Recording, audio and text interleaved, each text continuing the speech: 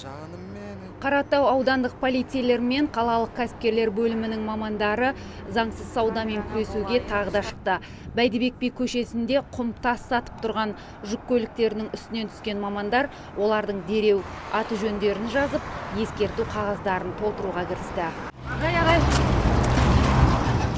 Тәртіп сақшылары ауданда мұндай рейдтерді жиі ұйымдастырып тұрады. Ескерту беріп, әкімшілік хаттама толтырады.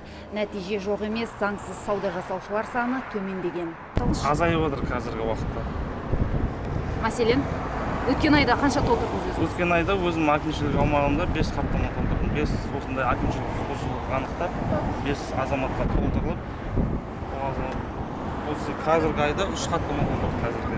Тексерушілер дәл осы көше бойындағы екінші нүктеге барды. Мұнда сатушылар тіпті көлеңке құрып алаңсыз жатыр. Сөйтсек, сатушылардың қомақты айыппұл арқалаудан еш сескенбеуінің өз себебі бар екен. Сіздерге участковый келіп күнде ескерту жасай ма, тексеріп? Бастықпен не деп сөйлесін? Бастықпен сөйлескен сіздер тұра бересіздер, иә? Шымкент қаласында дәл мұндай орындардың саны 30-ға жеткен. Барлығы да жер учаскесін құм тас құрылыс заттарын сату алаңына айналдырып алған. Кәсіпкерлер мен сол кәсіпкерлерге жалға жер беріп отырған қожайындар жасалған талай ескертуге мұрындарын шүйіре қарауына қарағанда 20.600 теңгені құрайтын айыппұлды көпсінбейтін көрінеді.